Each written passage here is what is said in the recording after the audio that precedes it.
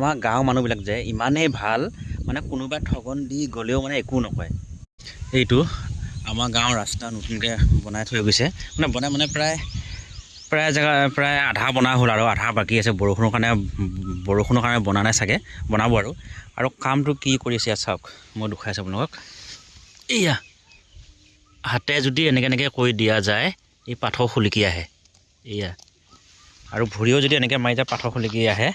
আৰু গোটেই ৰাস্তাটো কি কাম কৰি থাকে চাওক,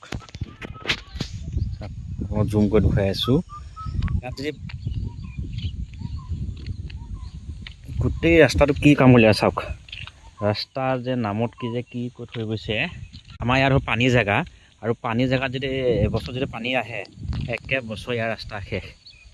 কোনো এজন মানুহে এটা মাত নিদিয়ে, কাৰণ আমাৰ এই ৰাস্তাটো আহোঁতে প্ৰায় 10-15 বছৰ লাগিছে। 10-15 বছৰ ইমানেই কষ্টত অহা যোৱা কৰিবলগীয়া হ'ল, আৰু 10-15 বছৰ মূৰত এই ৰাস্তাটো হ'ল।